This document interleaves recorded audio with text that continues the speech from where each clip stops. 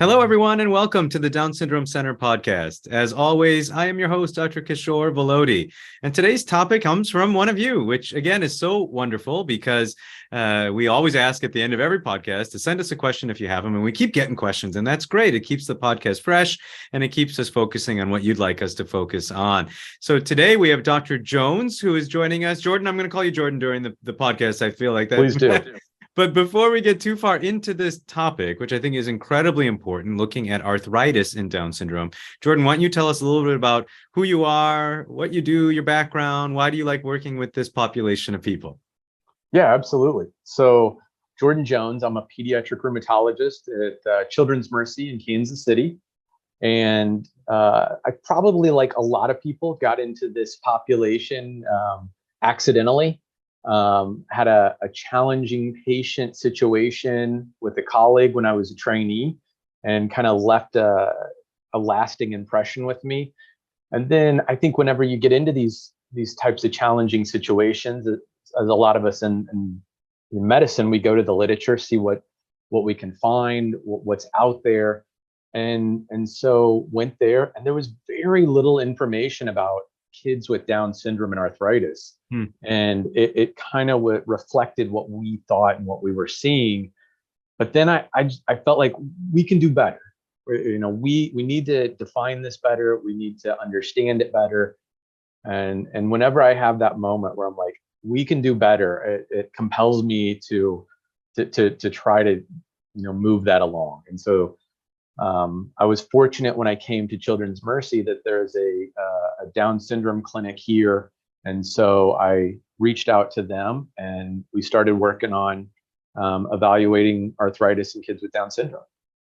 That's great. And Dr. Jones has actually been leading a multi-center look at Down syndrome and arthritis, which we've been able to participate with here in Pittsburgh, amongst other centers as well. And I think it's going to bring out some really interesting points. But before we get too specifically into Down syndrome and arthritis, as a pediatric rheumatologist, I'm sure that you see lots of arthritis in children. And that's something that I think when people in the general population think about arthritis, they don't really think about kids. So is there really an arthritis in kids? And if so, how does it look? How do they present?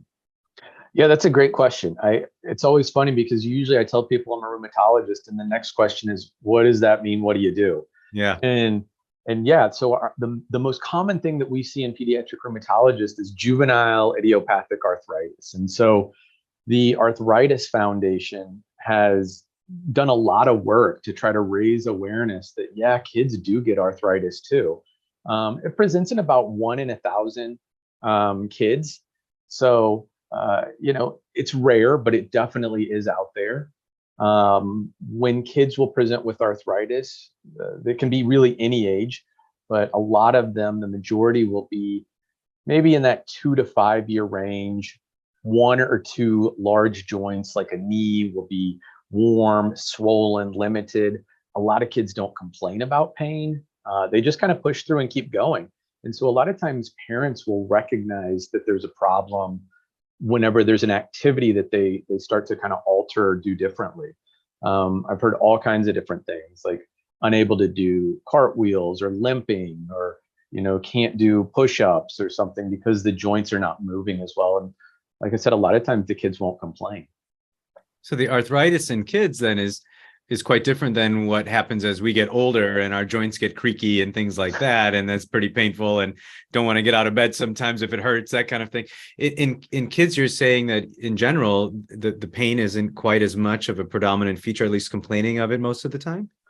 Yeah, it's not something that I would weigh heavily on. Like, obviously, if a kid's complaining of pain, we got to take that seriously. We got to look at it. But surprisingly, a lot of the younger kids that we see with arthritis present with little to no pain. And so it's mostly, like I said, a change or an alter behavior or thing that families notice they're doing differently. Now, I will say that as kids get older, as we start to get into that adolescent, early adulthood, we do start to see more symptoms of pain, more complaints of kind of disability or those sorts of things that are going to look a little bit more similar to adult onset arthritis. But this is very different from what a lot of people think in their minds is like rheumatoid arthritis that's seen in adults. there is a rheumatoid like arthritis seen in kids that's very similar to the one in adults, but it's very small prevalence of the overall population of arthritis that we see in kids. And one thing that I think that those of us who work with folks with Down syndrome or have family members with somebody with Down syndrome, we recognize that many times the way that they perceive pain or perhaps express pain is different. And I've had children admitted to the hospital and you wouldn't even know they had pain. And like next thing you know, they have a ruptured appendix or something like that, something super, super painful. And so we have now this thing we're talking about with arthritis, particularly in the younger kids, not necessarily always showing up with pain. And then in a population of people with Down syndrome that may not always express their pain in the same way or sense their pain perhaps in the same way. So there's that difference, but are there other differences that you see in Down syndrome related arthritis compared to arthritis that's seen in other kids? Yeah, absolutely. There definitely is emerging some differences between kids with what we term Down syndrome associated arthritis and juvenile idiopathic arthritis. So, kind of to your first point about pain, a lot of the kids I see who have Down syndrome don't complain of pain when they have arthritis. I would say the vast majority don't. There are some that will, but most will not. And it's kind of the same thing where a parent will notice a swollen joint or limitation or an activity change or being slow to get around in the morning or after a car ride, that will then kind of get their focus on those symptoms and start to watch them and realize that there's something going on there.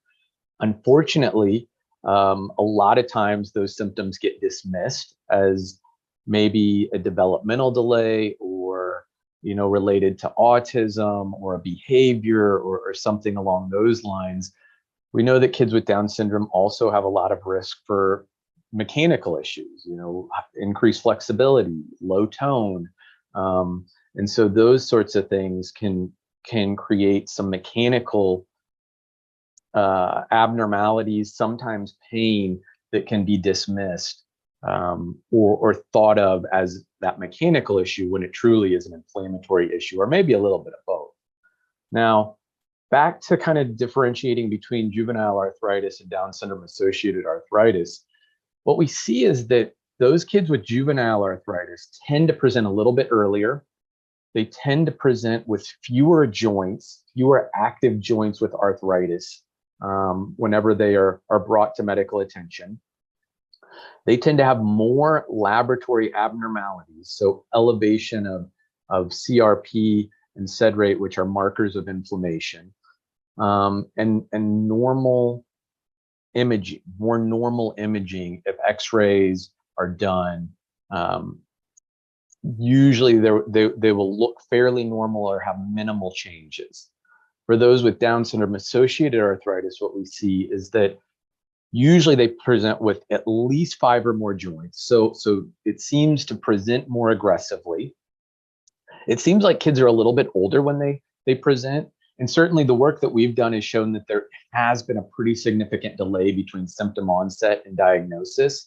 But we still think that this seems to be more aggressive compared to juvenile arthritis. They have more normal labs.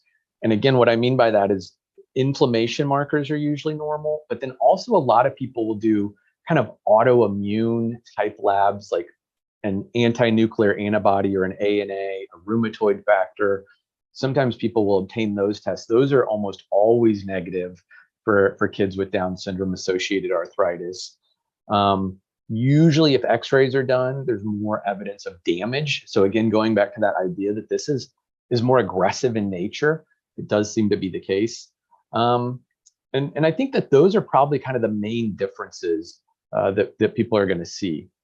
And I think one of the things that you're bringing up, and I think we've been talking about a lot on this podcast, is that the kids with Down syndrome may not relay the fact that they're having these symptoms. They may not recognize them. And then when you talk about a delay, I think some of your papers have talked about not just months, but sometimes years of delay before somebody with Down syndrome with arthritis is actually diagnosed or found to have it. So a lot of parents listen to this podcast. What would be some things that that they would want to perhaps bring to their pediatrician as a concern if they were to see it in their child? Will they see swelling or redness, or what will they see in these kids? Yeah, that's a great question. And a lot of our work has started to focus on screening and just awareness in general. We did a study just kind of surveying families in our Down syndrome clinic here locally.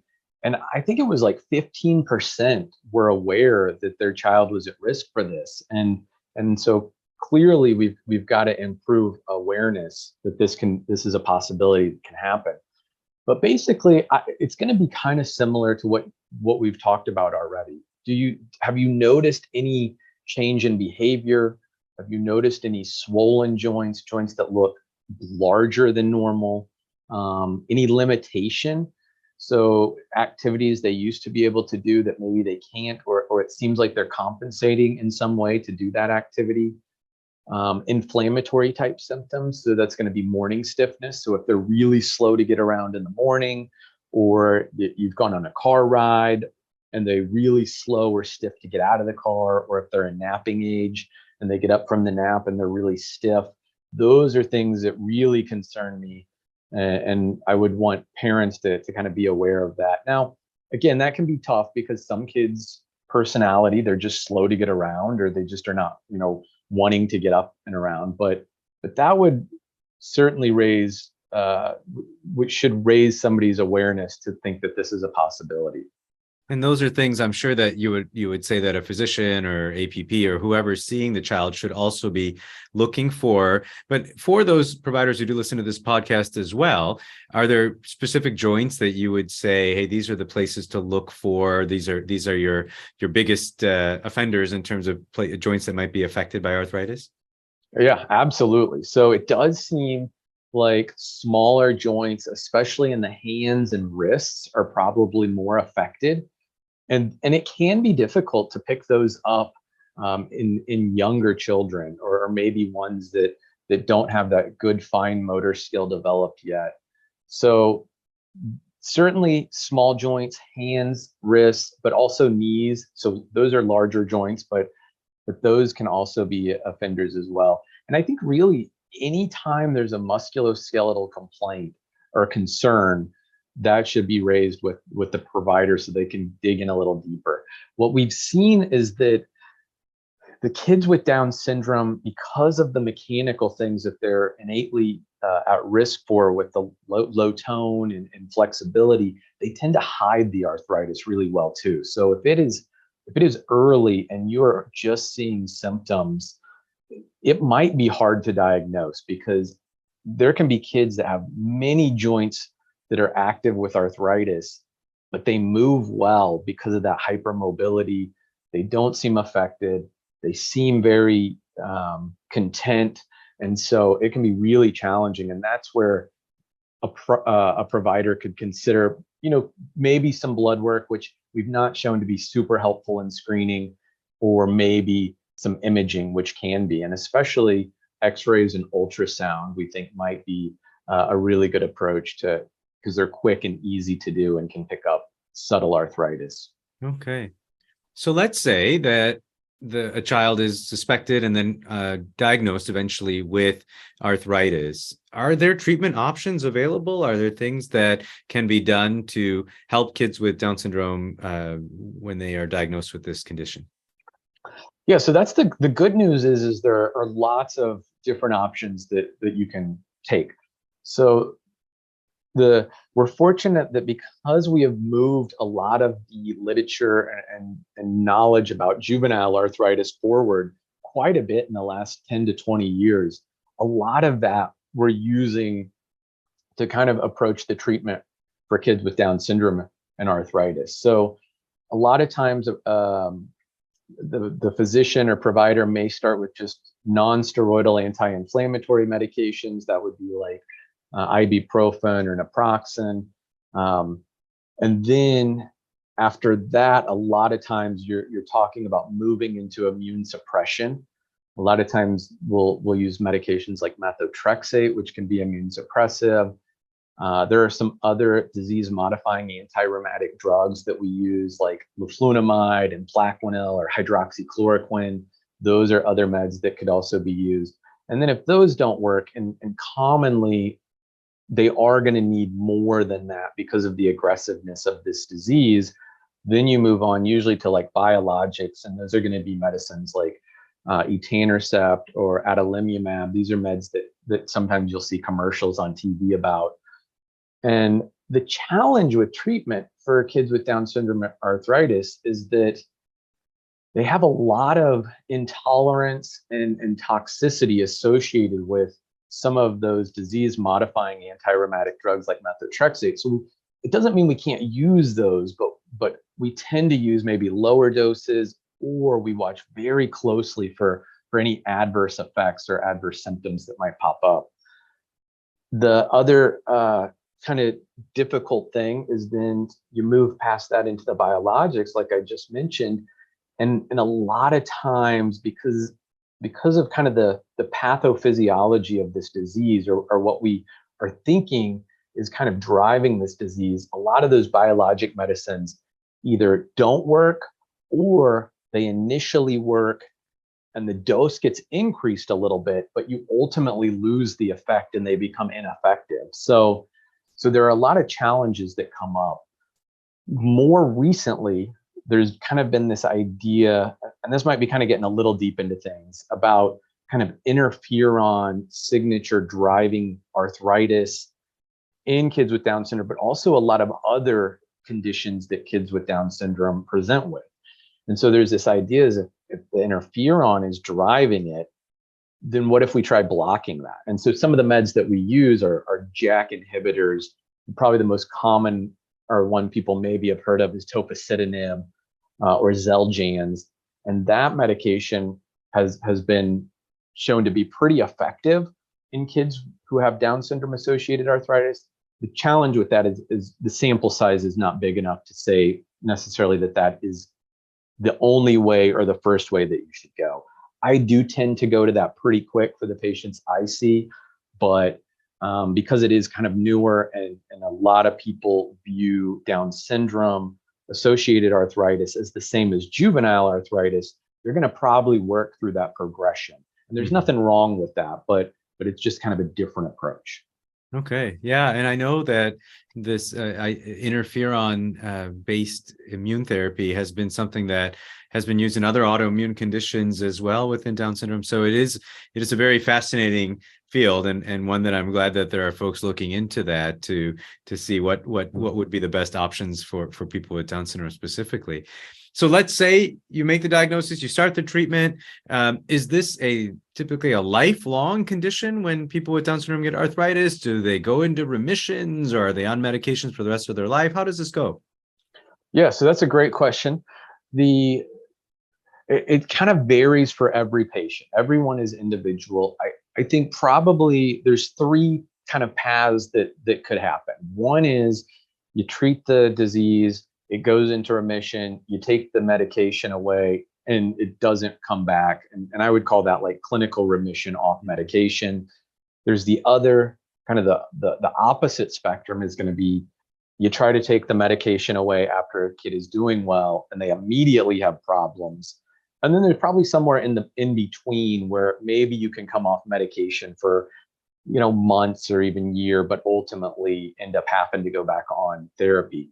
I will say the fact that this seems more aggressive, most of the kids that I have seen seems like typically are going to require therapy for long periods of time, and obtaining clinical remission on medication is completely possible, and it should be a goal that we strive for.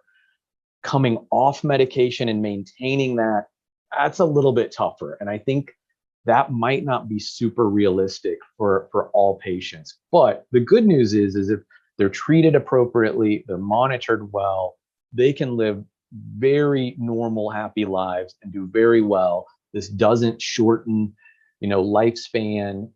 It can lead to disability if it's not picked up and treated appropriately, because you get destruction of joints and contractures and permanent damage. But if that is avoided, the kids should do well through childhood and into adulthood should continue to do well.